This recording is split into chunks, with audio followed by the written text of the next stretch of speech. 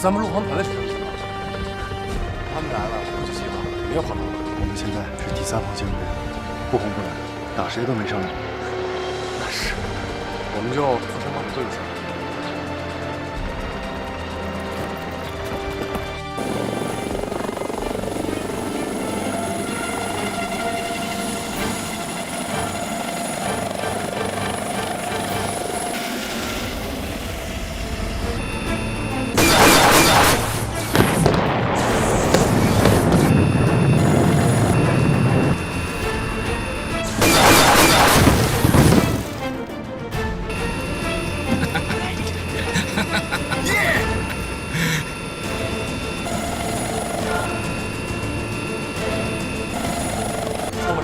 小沙河指挥所报道，帝军坦克团只有1个连的坦克进入伏击圈，后续坦克一直在2公里外走走停停。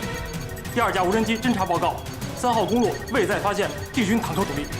后勤基地报告，发现帝军坦克部队、警卫部队正在组织防御作战，请求指挥部派兵增援。难道帝军真的迂回到我们后方了？参谋长，看来江海的判断力已经到了。江海现在在什么位置？受电磁干扰，一直没联络上。这么说，他没有按原路返回。直升机已经撤离，2连是否可以展开攻击？命令2连立即发起攻击。明白，明白。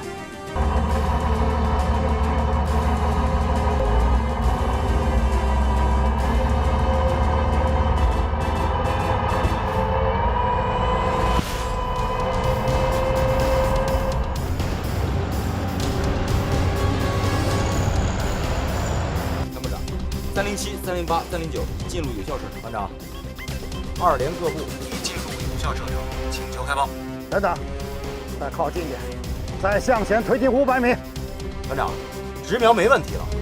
我让哀军兄弟们看清楚来势汹汹的96A 坦克军什么样子，让他们知道什么叫马拉多纳的长驱直入，什么叫泰山压路，什么叫铁流洪水，什么叫不知所措，束手就擒。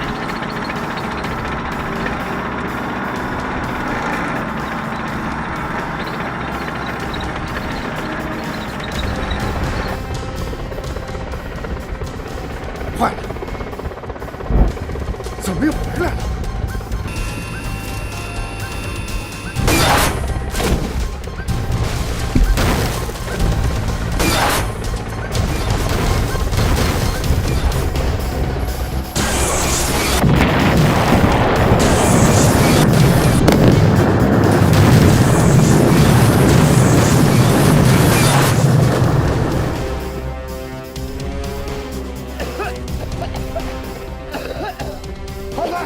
这样不行，强行进攻，地面上的坦克都变成直升机的活靶子了。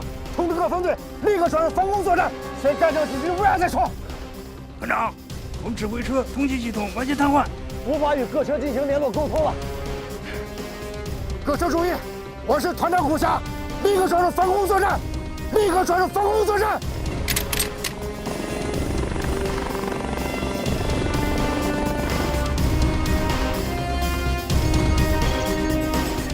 是导演部刚先锋过来的。这是江海他们吗？不是他，会是谁？报告首长，这是导演部发来的战况通报。11时30分，偷袭 A 军后勤基地的帝军坦克团2个营遭到 A 军武装直升机的拦截和持续导弹攻击，团指挥车被击毁，指挥系统瘫痪，多辆坦克和战车毁伤。导演部裁定，从11时40分起，帝军坦克团停止一切战斗行动，退出演习。命令前沿各部队按预定计划向各自目标发起攻击。是。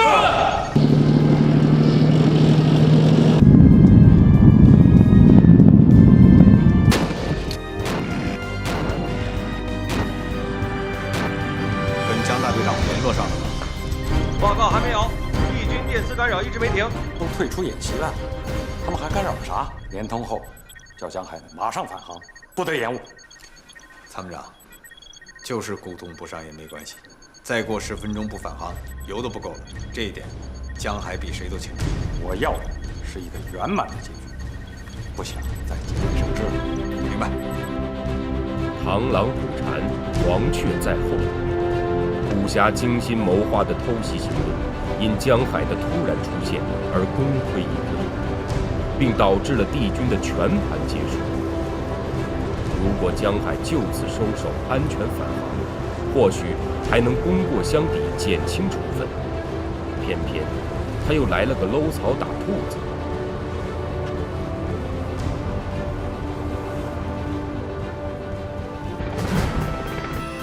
师傅，我们该走了吧？好，我们走。我们可以从这儿翻过山梁，直插回去，至少可以进50公里。听你的。洞2、洞3、洞4注意，翻过山脊，沿最近航线返航。洞2明白，洞3明白，洞4明白。回家喽。哎，王子，感觉怎么样？什么怎么样？你不被团长处分就算不错了。哎，下面是什么？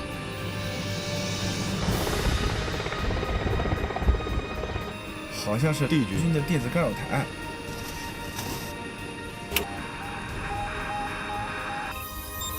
没错，干扰源就在这儿。原来他藏在这儿。干掉他！师傅，我们已经没弹了。再说演习也快结束了，但他还在释放干扰，说明战斗还在进行。我没弹没关系，洞2机上还有火箭弹呢。这样，我们俯冲佯攻，洞2随后攻击，搂草打兔子，扩大战果。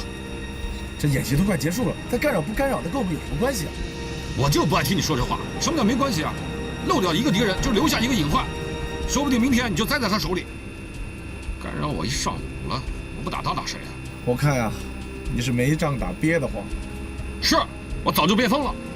通知洞2，战术88要洞。洞2注意，洞2注意，目标林中干扰台，执行88洞战术。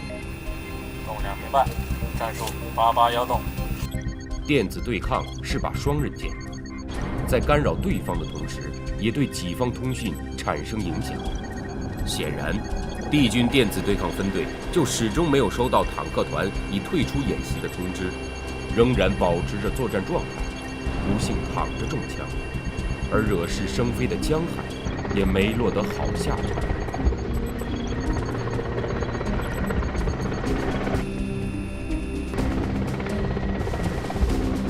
师傅，打电子干扰台的科目以前咱也没练过呀。你说的都是屁话，现在打不就是练吗？来，返航的油还够不够？返航是勉强够，要是再遇到别的情况，可就说不好了啊。行了，够回家路费就行。下去了。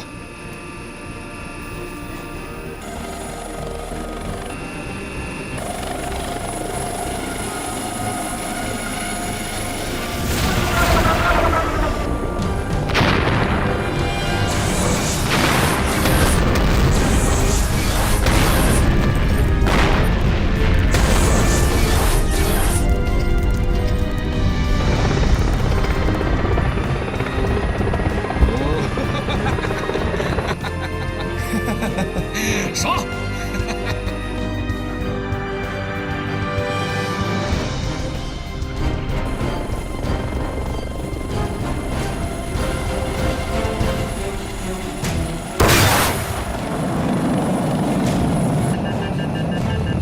不好，我们被导弹咬住了。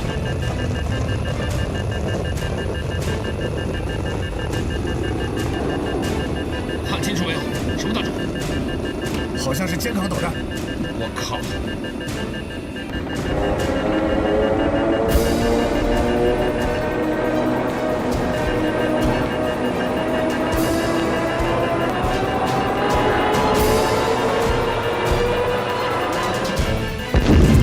坏了，我们被击中了！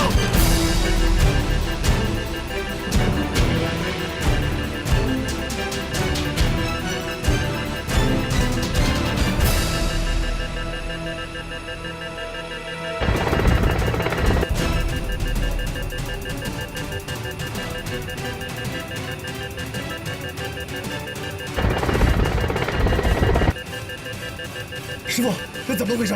总局拉到头了，胜利还是不错。翻越山脊是不可能了。看来是不可能了，尽量保持平飞，冲出山谷。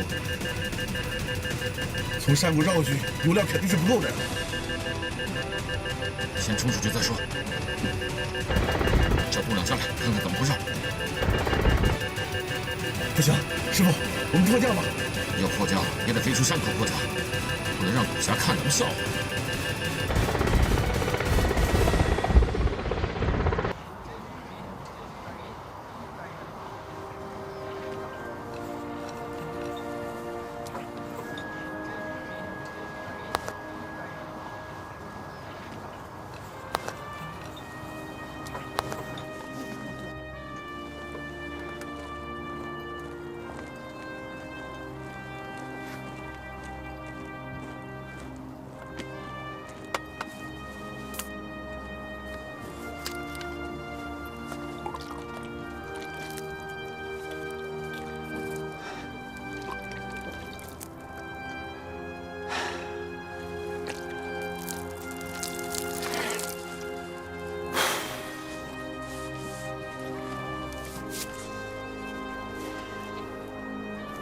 团长，指挥部来电，让我们晚上必须撤回驻地，明天一早开总结会。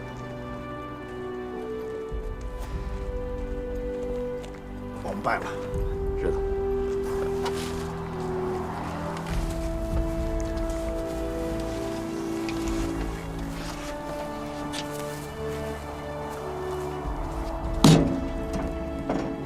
海军陆航团，我早晚要报这一箭之仇。哎，团长，你看，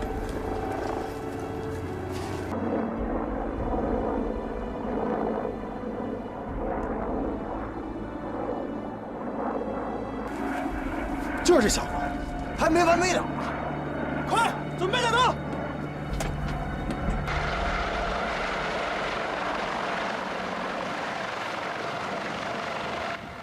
哎，团长，是不是出什么故障了？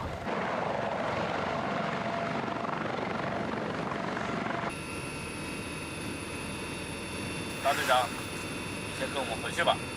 不用管我，你马上返航，救援队会来的。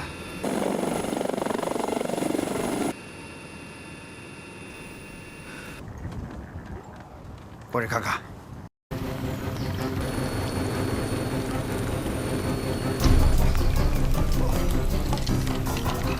那是。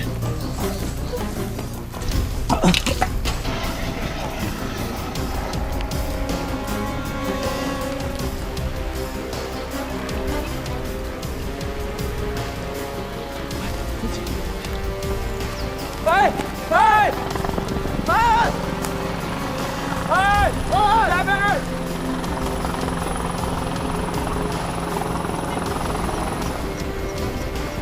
哎，这里！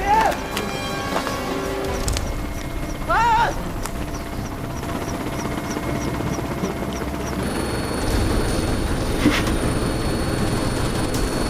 哎，机长，看，在那儿。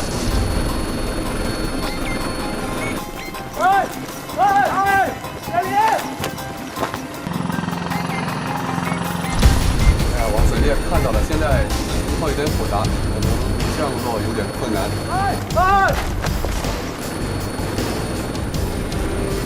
机长，我们再下降点试试看吧。好的。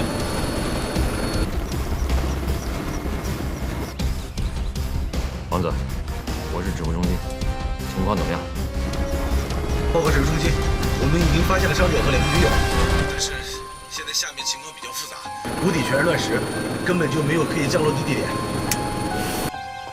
山谷里一共有几个人？我们只看到3个人，一个是夏日伤员，还有2名夏日女友陪伴在伤者身边。不好，大队长，山顶上的油层在加厚，这是要下雨呀！如果再看不清两侧的山体，这直升机摇摆不定，将会有撞山的危险。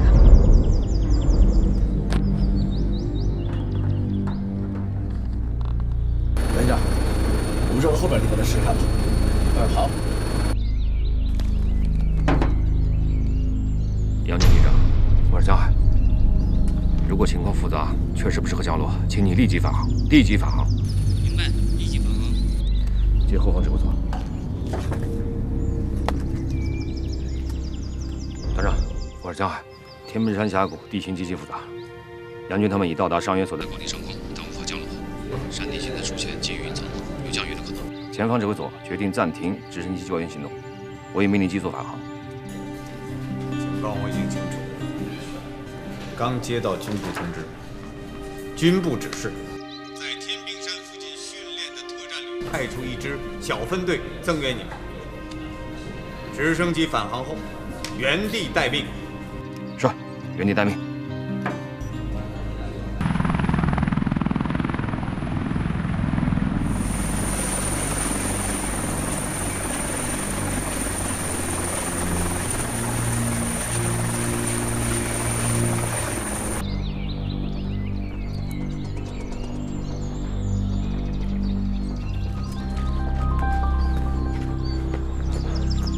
团长，我给你汇报一下，这沟里边连1平米的平地都没有，而且谷里面风很大。我们返航的时候，山里边都已经开始下雨了。蓝军呢？他在后边，一会儿就到。过来了，先去休息。行。到。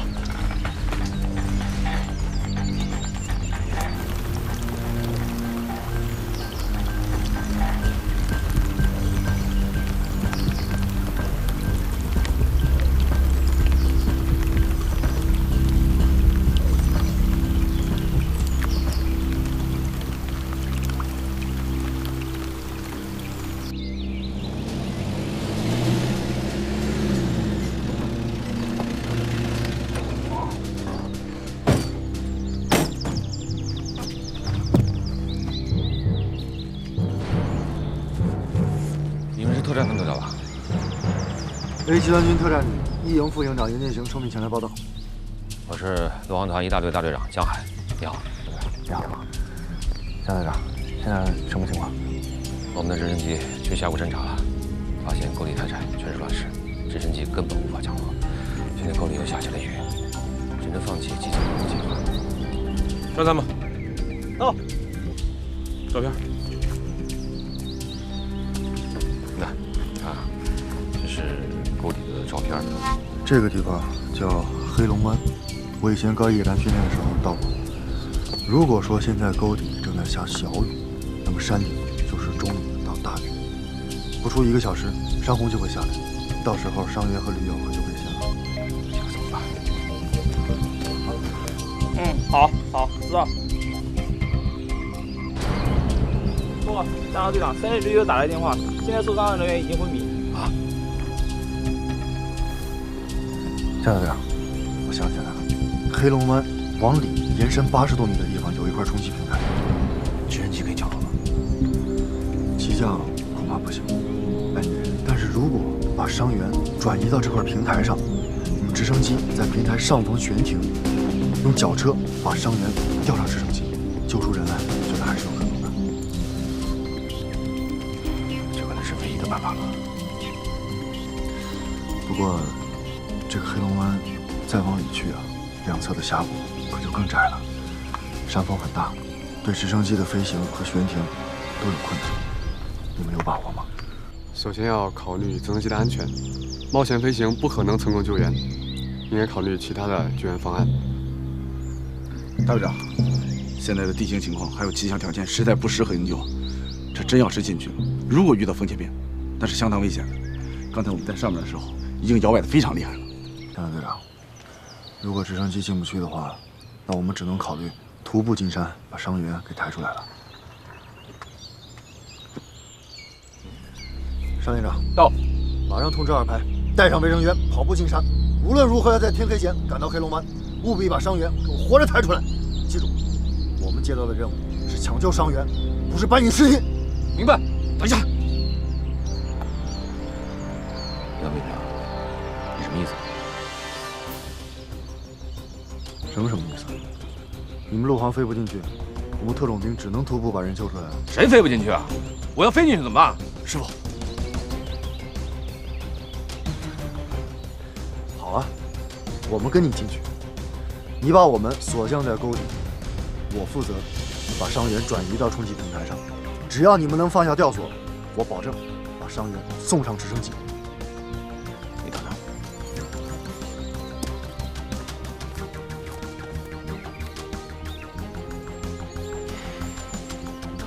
团长，我是江海，有一个紧急情况向你报告。请讲。目前伤员已经昏迷，山里开始下雨，如果不尽快救出伤员，山洪爆发，伤员和旅游疏浚将不堪设想。特战队的袁副营长提出一个可行性的营救方案。喂，求求你们想想办法吧，人快不行了。我们正在想办法，请再坚持一下。喂，江大队长，伤员快不行了。江海的请求再一次把左童军逼到了悬崖边上。作为指挥员，他十分清楚，他的决定将对他本人、对江海、对沟底下的伤员来说，都是一次不可逆转的决断。一旦失误，他将负全部责任。但左童军还是做出了自己的决定。需要营救的一共几个人？1名伤员，2名队友。好，江海，我同意你们的方案，一定要和特战分队密切配合，齐心协力完成救援任务。团长，我有个请求。讲吧。这次进山由我来指挥，等分完这趟，我再继续停飞。如果需要，可以再延长停飞的出发时间。啊，被停飞了？为什么呀？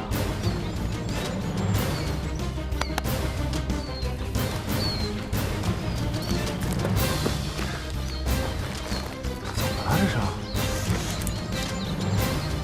哎呀，是这样的，上次参加南检3号的军事演习，我们大队长违抗命令擅自行动，带领我们陆航编队攻击了敌军的坦克团，还干掉了敌军一台电子干扰台。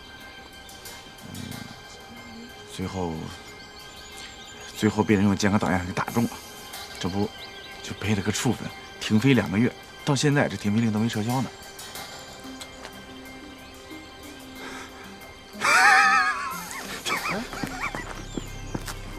哎，原来那天被打下来的人是你啊！团长，我从来没求过你，这是我第一次，也是最后一次求你，请求你批准我假期进山。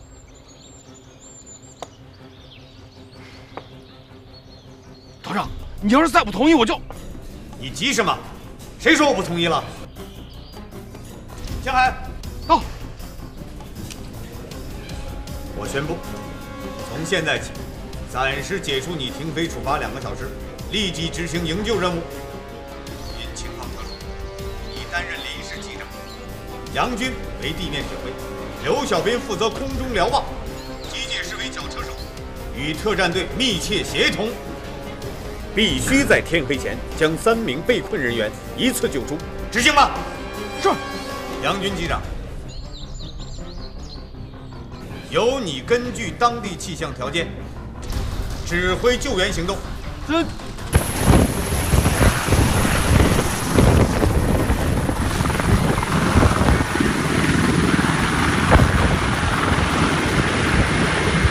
段长，你怎么能同意让江海飞呢？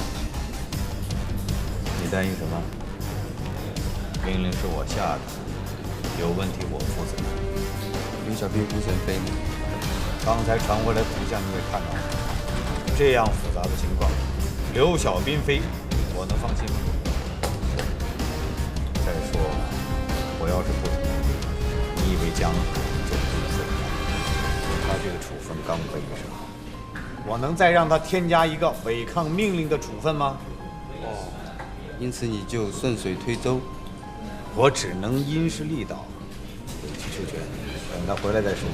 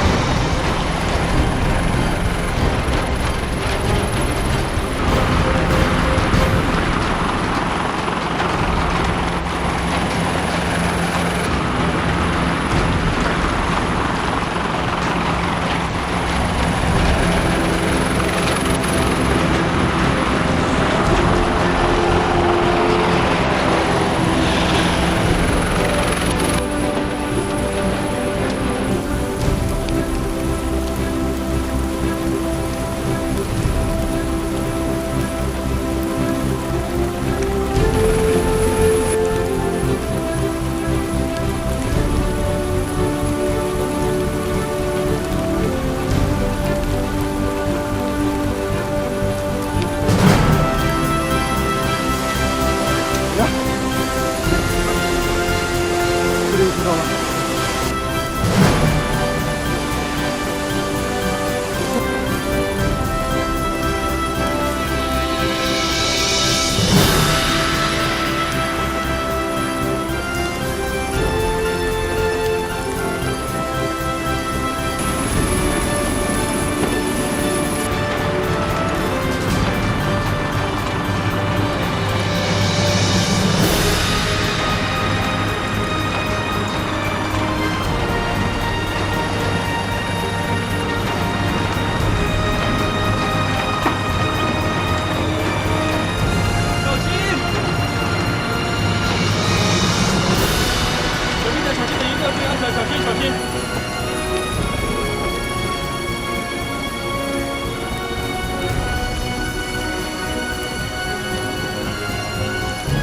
你们俩有事吗？可以走吗？照顾好他。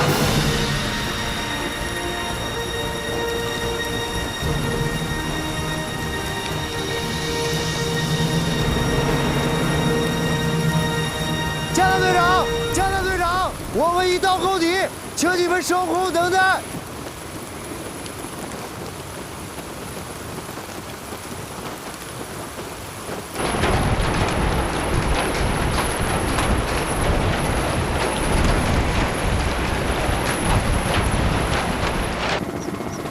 怎么样？没事吧？这样，你们俩还能走吧？好，我来背着他，把他转移到那块平台，好吧？走。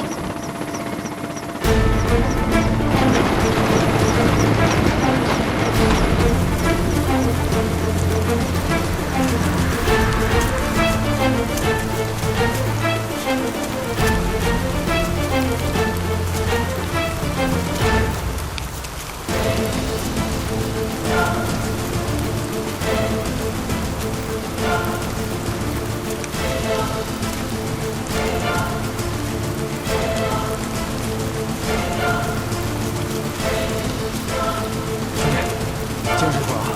我们快到了。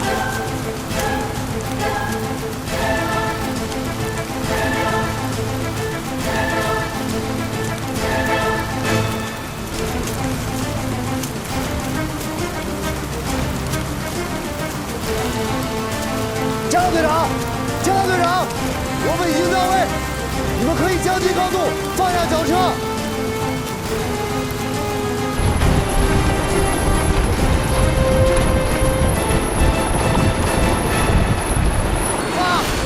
放！对，这边。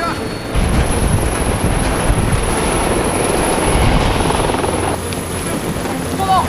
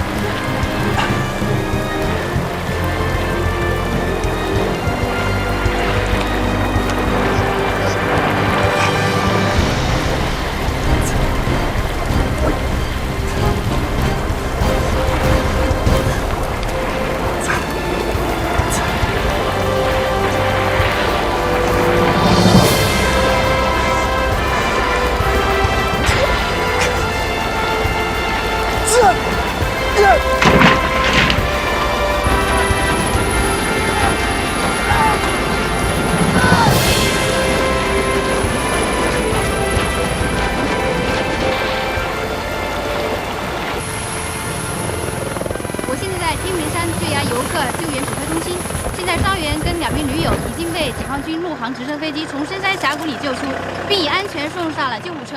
我们也看到伤员伤势很重，但神志还算清醒。我们从救援指挥中心得到一个重要的消息，在营救这名伤员的过程中，有一名解放军特种部队的副营长不幸被突发的伤洪冲走，目前下落不明。江海知道，当初他要求驾机进山的冲动，就是来自袁践行对陆航飞行员的藐视。这种军人间的暗中较劲，正是军人血性的表现。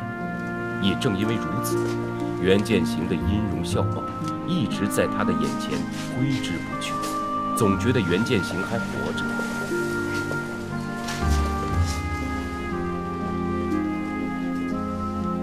听说这3天2夜，老百姓把洪水经过的所有河道都找遍了，还是没有发现袁营长的遗体。怪我，还是怪我。其实我知道，当时发动机的动力还是够用的，还可以再下降10几米。可是我犹豫了，我怕云层越来越低，返航的时候看不清山头。其实，我再下降一次，也许袁副营长就可以得救了。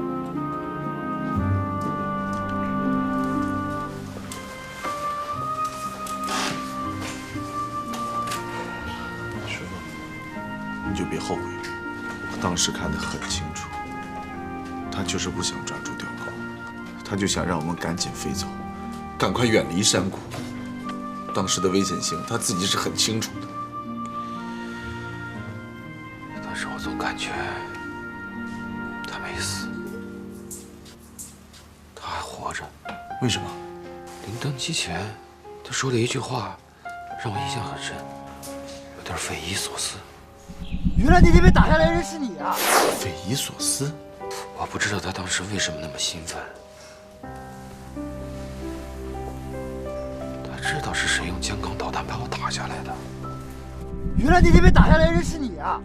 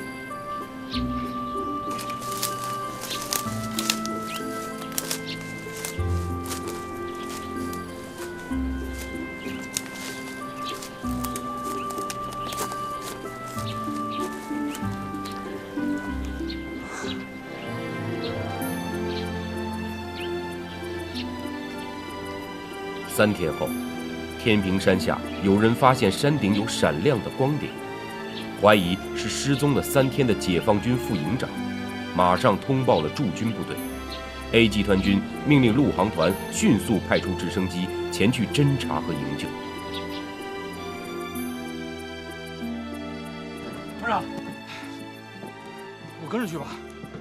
任务是2大队完成，你去干嘛？袁副营长是跟我一起参加救援失踪的，我这2天闭上眼睛都是他。现在有了他的线索，你说我能不去吗？再说天门山我也熟悉，我也飞过，你就让我去吧。什么事都落不下你，去吧。是。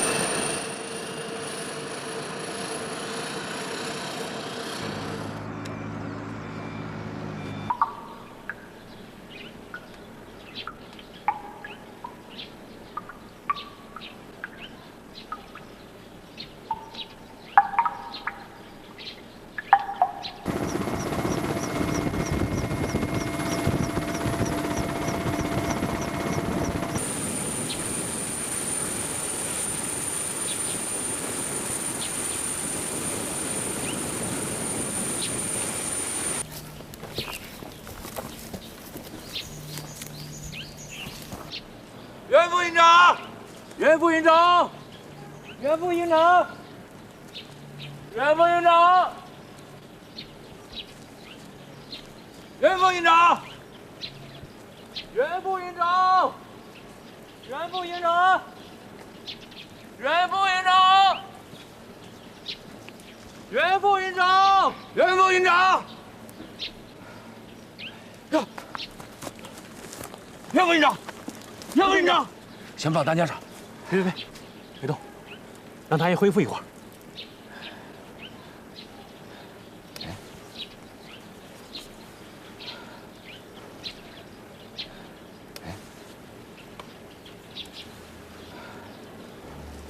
他是用这个小镜子报的信。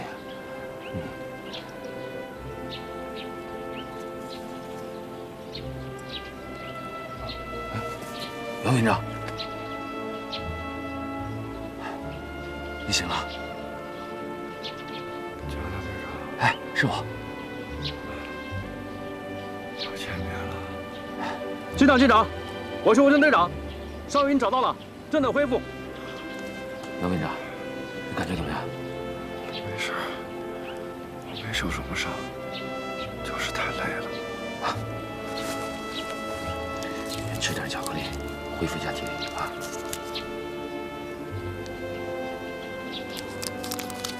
如果今天再找不到你，我都准备去烈士碑前给你送花圈了。阎王爷呀，嫌我长得太难看，你不要我。你呀，是早有准备吧？啊，是吧？还带一面小镜子。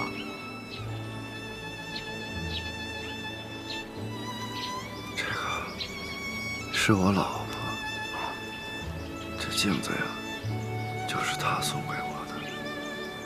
她让我每天早上刮胡子的时候用，这样我俩就能每天见面。你爱人的心可真细呀。多亏了他，这次是他救了我呀。有的人说呀，战争让女人走开，可是我不行，我想的是他给了我活下去的勇气。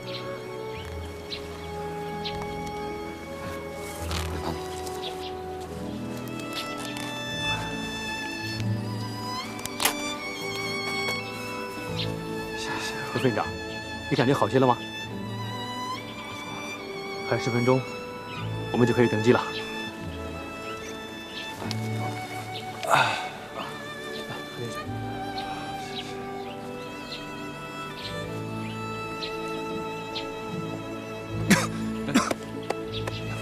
慢点儿，别叫我袁副营长了，你就叫我袁建行吧。哎，叫老袁最好。大家都这么叫我。好，就叫你老袁。那老袁，我是亲眼见你被洪水冲走的，你是怎么逃生出来的？这个也算我是命大吧。我被洪水冲了200多米左右的时候，抓住了一根树杈，我把树杈横过来，顺着水又漂了10几米，树杈正好横在2颗岩石当中。我在大洪水来之前爬上了一侧的岩石，第2次洪峰下来的时候，正好从我的脚下过。我知道，这个时候还得往上走。第2天，我准备下山，可是突然发现溪水非常浑浊。多年的野战经验告诉我，暴雨以后的山谷是最危险的，我只能再往上走。果然，下午的时候，泥石流就下来了，我这又躲过一劫。我知道，这个时候只能顺着山往上。到了山顶就好办。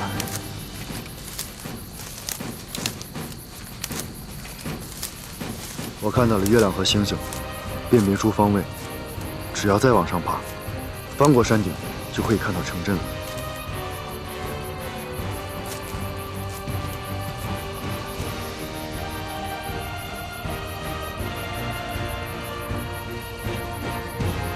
我想鸣枪报警，可又怕引起恐慌。毕竟，山下老百姓还在睡梦中，枪声一响，不知会发生什么情况。哎，老严，那天有一件事挺奇怪的，一直想问你来着。啊？哎，什么事？你说吧。啊，就是那天临近山的时候，你突然跟我说，原来被打下来的就是你。难道你知道是谁用监控导弹把我打的？真想知道是谁把你打下来的？当然，被人打了还不知道谁打的，跟挨了一闷棍似的，窝囊死了。对不起啊，是我打的。是你用监控导弹打的我啊？对，是我打的，是个 F-006。你是 A 集团军的人，怎么打自己陆航团的直升机呢？那次演习啊，我们特战营的一个分队被抽调到总部，任务呢是担任第三方势力，既不属于红方，也不属于蓝方。首长要求我们在红蓝双方产生对峙焦灼状态的时候，择机对其中一方或是各方发动袭击，搅乱战局，有意制造战场混乱，让对抗演习的形势变得更复杂、更逼真、更贴近实战，以此检验部队的应急处置能力。可是帝军已经被打败了呀，我们已经返航了。是，你们攻击帝军坦克团的整个战斗，我都看得一清二楚，目睹了那场别开生面的持久大坦克。可是后来啊，你们有点得理不饶人了，在返航的途中犯了一个低级的错误。说这个，咱们还没上手呢，什么事都没干，这演习就结束了。谁知道他们坦克团一上陆航团就变这熊样了？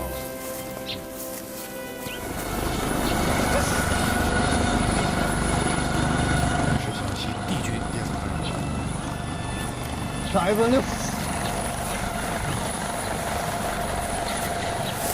军长，你要打不陆航团，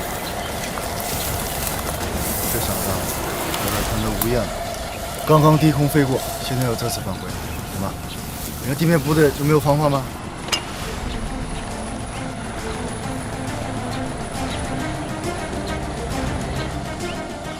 往哪儿跑？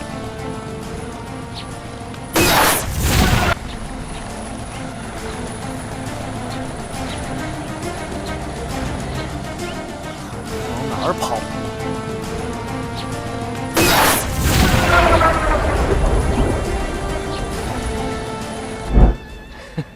就是没想到啊，把你江大队长的座驾给打下来了。打得好，我一直想找这个人，没想到原来是你。那，握个手吧。好。不是冤家不聚头。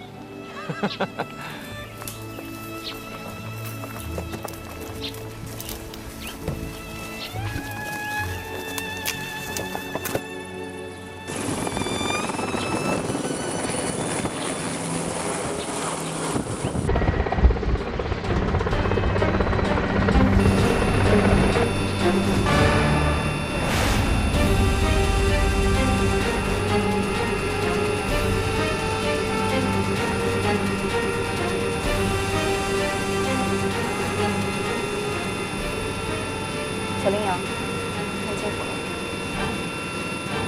，433高地北侧，步战车15台，向南运动。坐标908-420。报告机长，数据传输完毕。明白。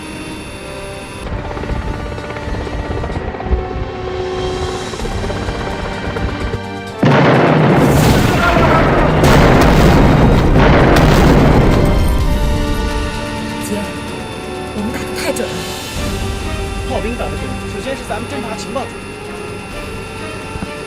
干好。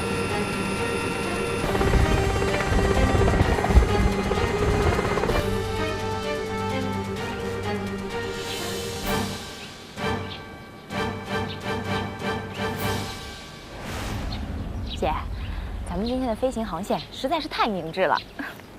想跟师傅学艺啊，要动点脑筋的。你是怎么想到突然改变路线的？拐到东边的山沟靠上去，而且离得那么近，敌人都没有发现。学着点吧。今年什么风向？西北风啊。我一进战区就发现，敌人击不赢西边可以隐蔽的山梁，距离公路有2公里之多。距离虽远，不易被发现，但是目测观察容易产生偏差。但是东边那片丘陵地距离公路有800米，如果要是能再近一点的话，侦察的效果会更准确一些。今天又是西风，我们飞他们的东边，正处在他们的下风口，直升机的声音不会被他们发现的。原来是这样啊！我姐太有才了。那是。哎，你还别说啊，你跟江大队长可真是天造地设的一对儿。这你都发现了？可以嘛？王子说的呀，他们大队长啊，研究直升机战术，就跟着了迷似的。而且每次演习呢，他都能有不同的想法。人家走1步，他能走3步。你们家小王子也不错呀，姐。你一直还没跟我说过，小5、小6到底是怎么回事啊？嗨，我也是听说的，别往心里去。没事儿，你说嘛。我真说了啊。那天疯子里电话说呢，好像你们家小王子之前不止1、2个，好像最少也有5、6个，所以你排行老6，叫小六子。他怎么这么花心啊？老杨，江大队长，你怎么下床了？来，余营长，这伤筋动骨100天，这才几天啊就开始折腾了？没事，多休息呀。没你们说的那么严重，怎么回事？我心里有数。还不严重呢，我可是亲眼见见被山洪给卷走了，那沟里那么多乱石头，我都不知道你怎么活下来的。哎，你不会是让神仙给救了吧？是啊，那不是我老婆了吗？护身符在身上。我跟你说啊，我们特种兵啊，不但要训练这个攻击技能，更重要的呢是要学会自我保护。我跟我的队员们都说了，无论是什么情况下，只要你们出任务，必须把防护装具给我全部带齐。你看我当时全身的防护，这才保住了一条命。保住命就算不错了啊！哎，老袁，不是你现在小脸白白净净的，喊你老袁有点别扭啊。哎，老袁，我这次来啊，是想向你请教，用肩扛导弹打直升机的诀窍是什么？你这怎么那么记仇啊？什么记仇啊？我是正儿八经来请教的，要不我给你跪一个？跪一个。哎，你当我不敢啊？拉啊！我跟你说啊，这个第一点，直升机在突然爬升的时候，它机尾的热能比较集中，红外制导雷达容易捕捉得到。你这个时候夹角小，你导弹在空中飞行的时候，自身调整的幅度小，它速度就更快啊。这没想到，你对直升机的飞行还挺有研究啊。未来陆军作战中，这个特种兵行动和直升机的配合，以及对武装直升机的反制，这都是重点课题。1000米以下的空域应该是我们陆军的主要战场。你看人家美军，这几十年的战争中，哪一仗离开过直升机啊？尤其是特种作战，你特种兵和直升机的配合，那就相当于什么？相当于左手和右手的关系。哎，那个《艰难一日》那本书你们看过吧？那就是一个直升机和特种兵的典型的战例啊。这本书你也看过呀？看过呀，在这个书还没出来之前，我们就已经对这方面的作战方法有过研究了。老袁，谈谈你的想法。我跟你说，你们先聊着，接个电话。喂，露露，驻训结束了。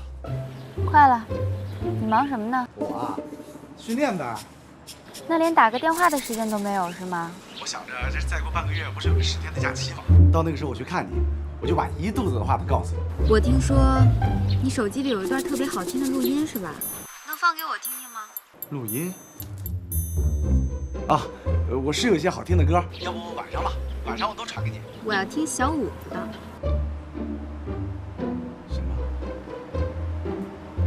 小小五子啊。听谁说的？江大队长啊，我听说还特别感人呢。完了！现在我们陆军部队中啊，这兵种之间本来就不是很协调，你更不要说跟空军、海军的协同了。如果我们自己兵种之间能够协调起来，那你这个战斗力的提升就不是1+1等于2的概念了，那就是成倍翻倍啊！比如陆航和特种兵的结合，利用陆航的快速机动性和特种兵近战渗透能力强的特点，两者结合起来搞一次要点夺占的行动，应该是最理想的构成。没错，我们军里面的特战旅和陆航团，它就没能形成一个战斗体系。你看，你们光管投送，落地以后呢，我们就孤军奋战，这根本就不是什么地空协同啊！老袁，你要有这个想法，咱俩搞一个陆航和特种兵的一体化训练方案。行啊，哎，这个弄出来以后，咱们可以在集团军内部搞一次联合演习。我看有门儿。哎，我说你煲电话粥呢，一个电话打24小时了都。哎，我们刚才有一个联合训练的想法，你也不过来听听？我听着呢，我在外边都听着呢。哎呀，行了，今天就聊到这儿吧，你也多休息，我们走了。那我送送你们啊！别，你可不能动啊！一切等出院再说。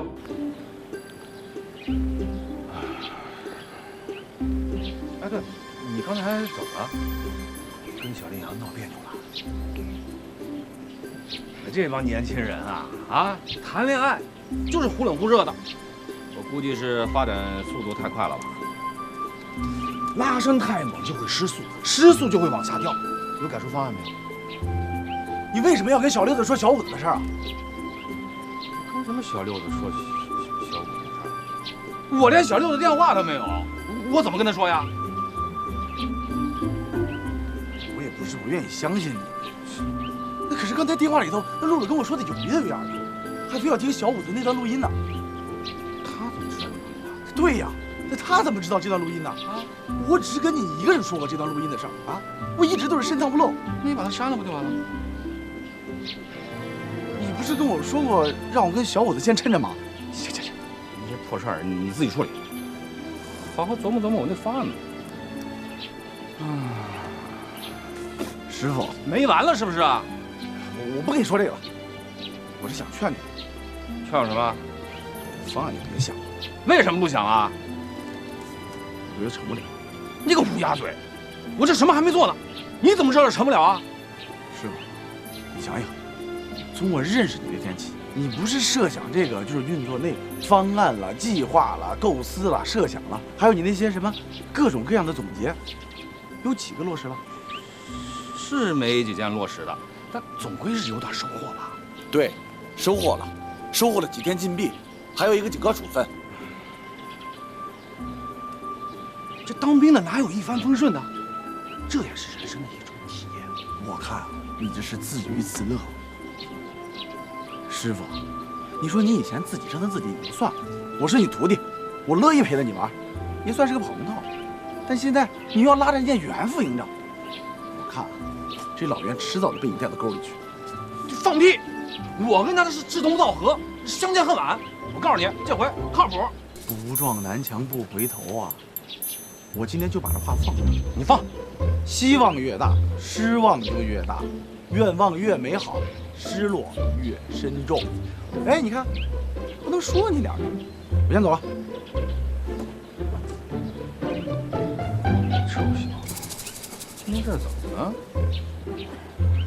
小羚羊，你快一点，就你磨叽。哎呀，来了。花米，把你们的个人物品都收拾好，就放在原处。待会后勤的同志会过来收取，统一上运输机。陆参谋，你的意思是今天晚上我们就连夜转场吗？对，新的航线已经确定了，我们要结合夜航训练，直接飞回团里。那是不是会在 A 集团军加油啊？哎，不是跟你们说了吗？是新的航线，不按旧的线路返回了。待会参谋长会过来直接下达任务的具体要求。唉，你跟小王子重逢的计划又泡汤了。正好我也不想见他，不去他们场站停留，也就避免了见面的尴尬。哎，你等等，什么情况？风向有变啊？不想见就是不想见嘛。你是不是给小王子打电话了？问小五子的事情了？你跟我进去说清楚。走，走。怎么回事？你说。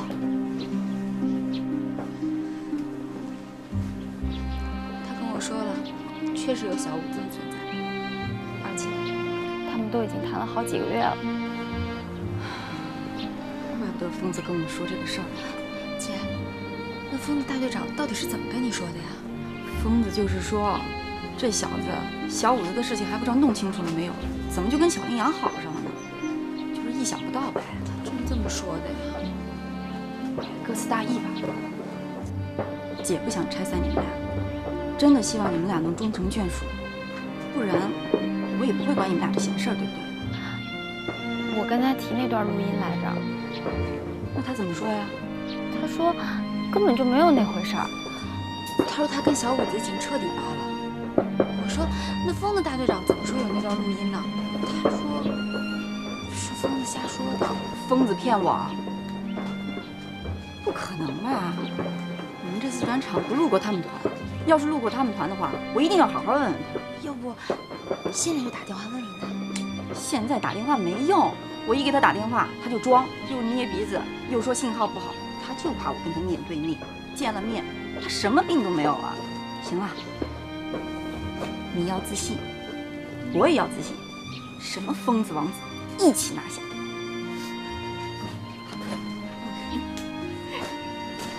你们看一看，新的航线都已经标识在上面了，估计待会参谋长讲评的时候啊，也会比较简单。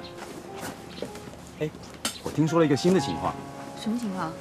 你们俩回团之后啊，可能要去改装学习新的机型。新机型？什么机型啊？内部消息，据说是直8型的空中预警机、空中指挥机。Yes， 太棒了！可能啊，你们要去陆航学院模拟系，先飞2个月的模拟机，到时候再飞实装。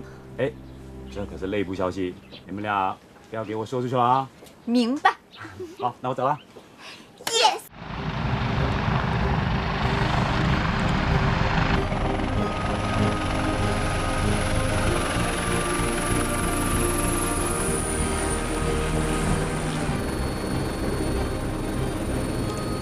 露露，看你的心情好多了。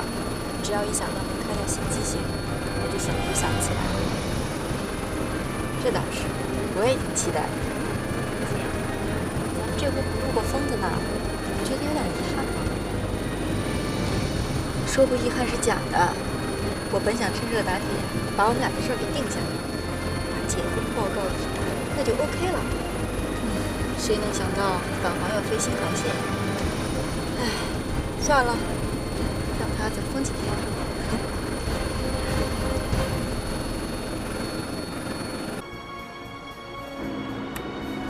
看好飞行状态，保持高度3000米。明白，高度3000米。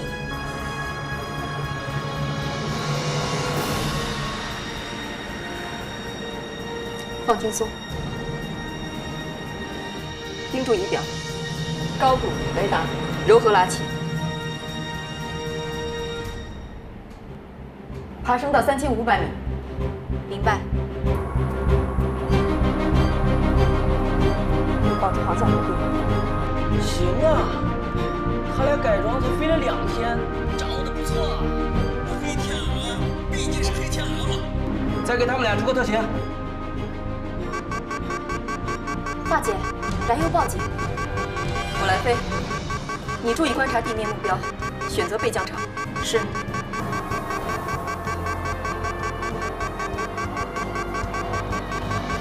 检查速度。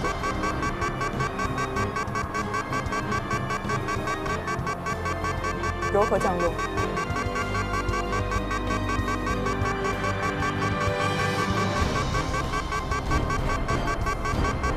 保持平衡。